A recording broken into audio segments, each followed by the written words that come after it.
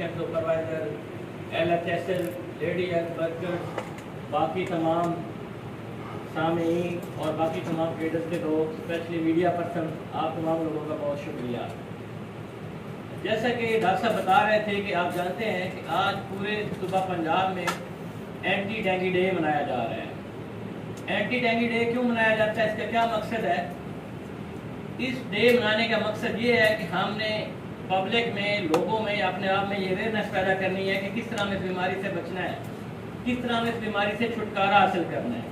2011 में जब एक एपिडेमिक हुआ था, उसमें श्रीलंकन टीम ने पाकिस्तान का दौरा किया था, तो उनका ये नतीजा था, जो उनकी रिसर्च थी, उन्होंने कहा था कि डेंगू एक सोशल डिजीज है। अगर आप चाहें कि आपको मॉस्किटो बाइट ना करे तो ये मुमकिन है, तभी आप इससे बच सकते हैं। इसके अलावा अगर पूरी यूनिवर्स कायनात को स्प्रे में डबो भी दिया जाए तो जो उसका इफेक्ट आएगा वो मॉस्किटो या लार्वा किलिंग का, उसके बाद दोबारा से मॉस्किटो आ जाएंगे और लार्वा बन जाएगा। तो नो डाउट ये जो हमारी तमाम एफर्ट्स हैं, ये सेमिनार्स हैं, ये वॉक्स हैं, इसमें जो बेसिक चीज़ है वो हमारी सेल्फ मोटिवेशन है। हम तमाम लोगों ने थोड़ा थोड़ा काम करना है, तो तभी हमें डिजायर रिजल्ट हासिल होने हैं। जहाँ तक डेंगू का ताल्लुक है, डेंगू की जो पहली एपिडेमिक है हिस्ट्री पे जाएं तो ये 1783 की बात है। अमेरिका में फिलाडेल्फिया एक रियासत है, वहाँ पे इसका एपिडेमिक हुआ था। सब कॉन्टिनेंट की बात करें तो 1830 में कलकत्ता में ये केसेस रिपोर्ट हुए थे, और अगर आप पाकिस्तान की बात करें तो 1994 की बात है, कराची में कुछ केसेस रिपोर्ट हुए थे।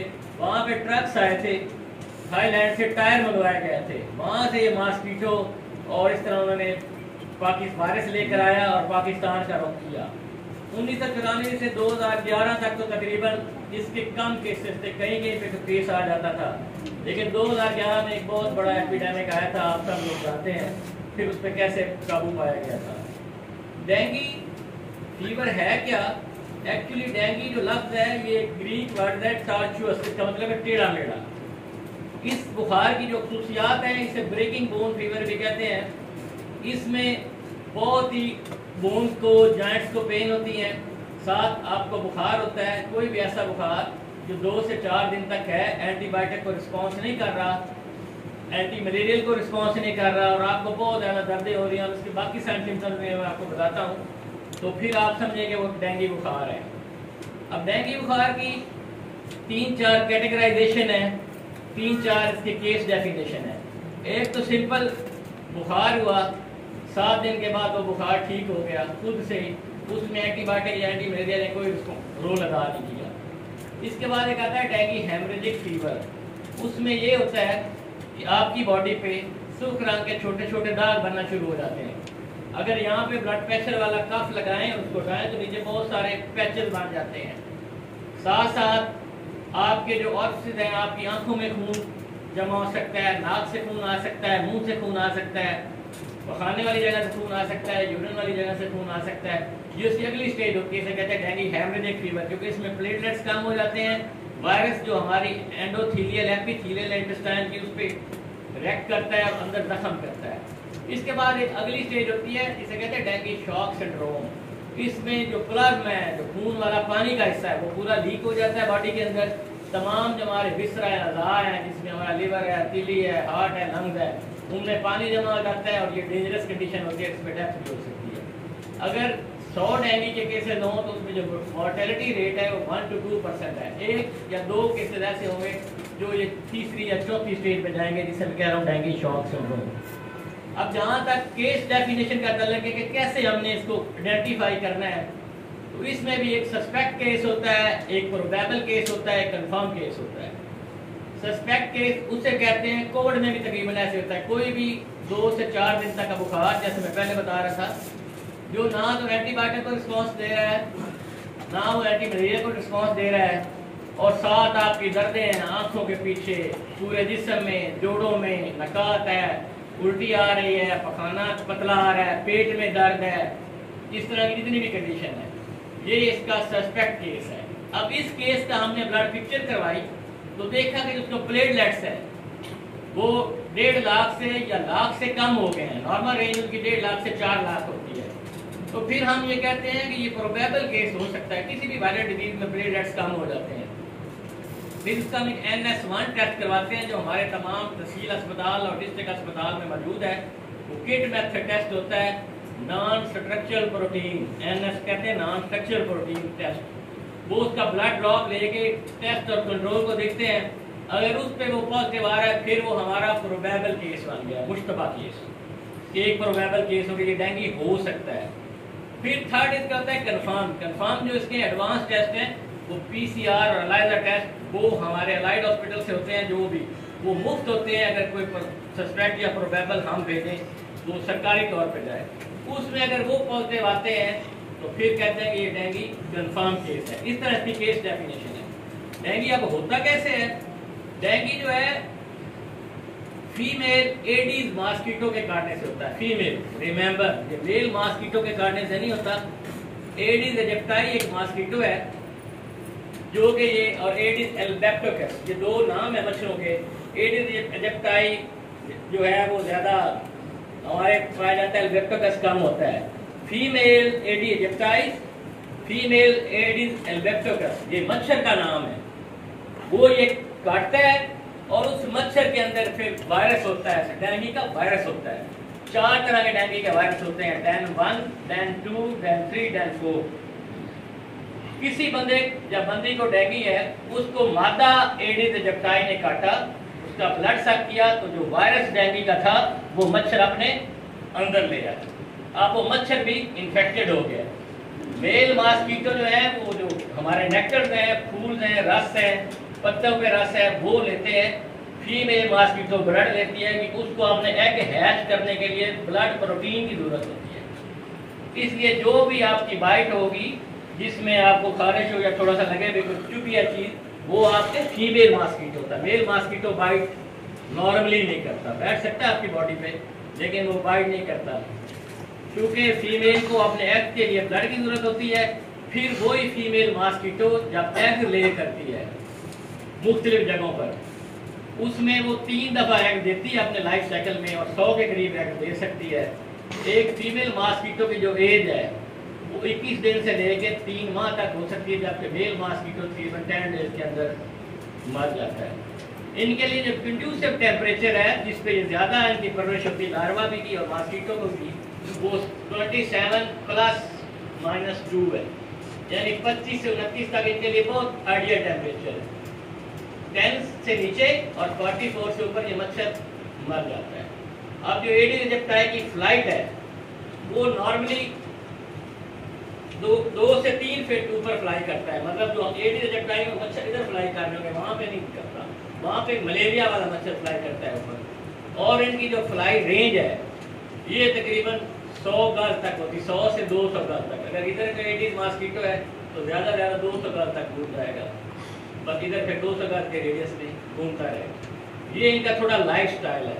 अगर दीवार है, जो दीवार के साथ मॉस्किटो ऐसे बैठ सकता है फ्लैट होकर, वो आपका डेंगू वाला मॉस्किटो है। जो दुम उठा के बैठता है वो आपका मलेरिया वाला मॉस्किटो है। ये इनकी मोटी मोटी निशानी है।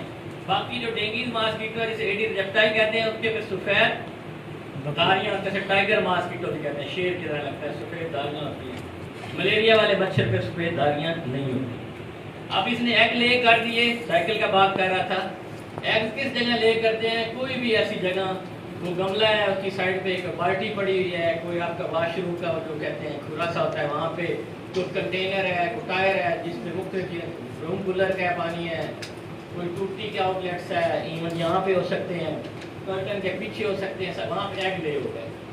अब ये जो एग्स हैं ये 9 मंथ तक वायबल रह सकते हैं, शक पानी ना मिले 9 महीने ये पड़े रहते हैं। जो इनको थोड़ी डैम्पनेस मिलनी है, नमी या पानी 1 चम्मच भी, फिर इनमें से लार्वा निकले, अदरवाइज ये 9 महीने तक सर्वाइव करते हैं ये एग्स। जब इनको वाटर मिलता है थोड़ा सा, जैसे अब बारिश होगी या किसी कंटेनर में पानी जमा है, फिर इनमें से इन एग में से 2 या 3 दिन के अंदर लार्वा निकलता है, जो हम लोग ढूंढ रहे होते हैं। एग्स नॉर्मल आंख से नजर नहीं आते, कभी आपने एग्स नहीं ढूंढने, ये नॉर्मल आई से नजर नहीं आते। आपको क्या ढूंढना है? Larva, dengue larva. इसकी 2-3 निशानियां पहचान है, वो क्या है वो मैं आपको बता देता हूँ। जब आप कोई भी वाटर सैंपल देखेंगे जिसमें लार्वा होगा, जो डेंगू का लार्वा है उसके पीछे एक दुम होती है, मलेरिया के लार्वे के पीछे भी दो, उसे कहते हैं साइफन ट्यूब, जो हमारे CDC सुपरवाइजर लोग जानते हैं, आप लोग भी थोड़ा समझ के रखने। डेंगू लार्वा की साइफन ट्यूब क्या होती है? मोटी, छोटी और काली, छोटा सा फार्क होता है, मोटी छोटी काली। जिसकी दुम मोटी हो, छोटी हो और काली हो, वो कौन सा लार्वा है? डेंगू का, एडीज एजिप्टाई का लार्वा है। और जिसकी दुम पतली, लंबी और लाइटिश ब्राउन हो, या सफेद तो नहीं थी, ब्राउन टाइप होती है, वो कौन सा लार्वा है? मलेरिया। वो मलेरिया का लार्वा। ये निशानी सब ने पेज पे रख के याद करनी है, ताकि सर्विस में हमें बेहतरी आए, पता चले कौन सा लार्वा है। और जो डेंगू वाला लार्वा है वो पानी की सतह ऐसे खड़ा होता है, लटक कर। और जो मलेरिया लार्वा है वो पानी की सतह के साथ ऐसे होता है। ये दो मेन फर्क हैं। जब आप पानी वाला कोई भी सैंपल देखो, जब लाइट डालेंगे पानी के सैंपल पे, जो डेंगू वाला लार्वा वो ऐसे भागता है, बाकी ज़रा कम भागी, वो ज़्यादा तेज होता है। ये निशानियाँ सर्विस में जरूरी है। जिसके अंदर लार्वा को नजर आ रहा है कि इसकी साइफन ट्यूब छोटी मोटी काली है, पानी के साथ लटका हुआ है, बाकी की निस्बत तेज है, वो पक्का डेंगू का लार्वा है। उसके बाद फिर लार्वा से 2-3 दिन के अंदर प्यूपा बनता है, वो अगली स्टेज है। और प्यूपा से 2 से 6 दिन के अंदर अडल्ट मॉस्किटो बनता है। ये तो है इसका साइकिल। अब हमने इस साइकिल को तोड़ना कहाँ पे है? हमने तोड़ना है इसको, हमने लार्वा नहीं बनने देना। लार्वा कैसे नहीं बनने देना? उसके मुख्तलिफ कंट्रोल हैं। क्या कंट्रोल है लार्वा ना बनने के? वो ये है कि आप अपने इर्द गिर्द पानी जमा ना होने दें। जो भी कंटेनर है जिनमें पानी जमा होता है, कंटेनर कुछ भी हो सकते हैं। जब से हम ये मॉडर्न सिविलाइजेशन में दाखिल हो रहे हैं, ये जो हमारे मिनरल वाटर कप, जूसेस वाले पैकेट्स, डिस्पोजेबल कप्स, इसने भी डेंगू स्प्रेड में बड़ा किरदार अदा किया है। ये अब लोगों में रिवाज है ज़्यादा यूज करने का। ये पी के लोग फेंक देते हैं, फिर जब रेनफॉल होता है इनमें पानी जमा होता है, ओपन एयर में पड़े और स्पेशल शेडी प्लेसेस हो, इतना ज़्यादा भी पानी जमा हो गया, मैं आपको लार्वा दिखा दूँगा, लार्वा जमा हो जाता है। और स्पेशली अगर वहाँ पे साया भी है। इन चीज़ों का प्रॉपर डिस्पोजल, सॉलिड वेस्ट का प्रॉपर डिस्पोजल, और हाउस कीपिंग कहते हैं मस्ट।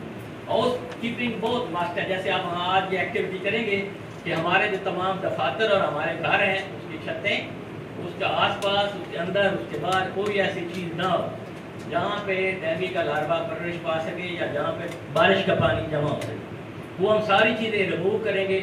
वो छोटे एनिमल्स के लिए आप पानी रखते हैं, कब्रिस्तान में प्यालियाँ लगी होती हैं, पानी डालने वाली वो है, वो हमारे टायर्स हैं। इवन जो ट्रीज़ हैं उनके अंदर जो होल बने होते हैं, वो सबसे पसंदीदा जगह टायर के अलावा डेंगू मॉस्किटो की, उनको बंद करवाएंगे।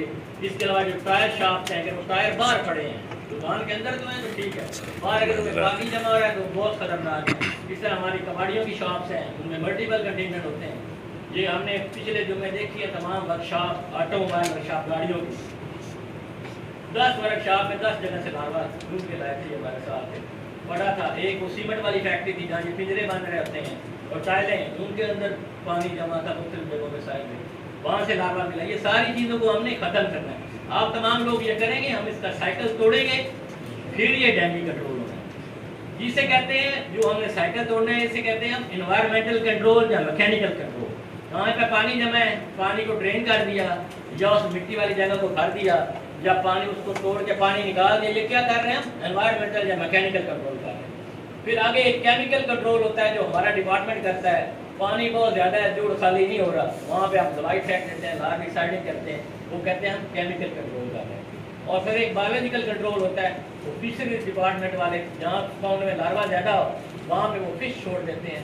वो फिश एक तालिया फिश होती है, एक दूधिया फिश होती है, वो लार्वा को खाते हैं, लार्वा की खुराक है और लार्वा फ्री हो जाता है। ये 3 तरह के लार्वा के कंट्रोल है, मैकेनिकल, बायोलॉजिकल, केमिकल। हम ज़्यादा किस पे जोर दे रहे हैं? जो हमारी आम पब्लिक जो आप हैं, हमने मैकेनिकल पे जोर देना ताकि लार्वा बने ही ना, ये चीज़ें जमा ही ना, इन चीज़ों पे कंट्रोल करें।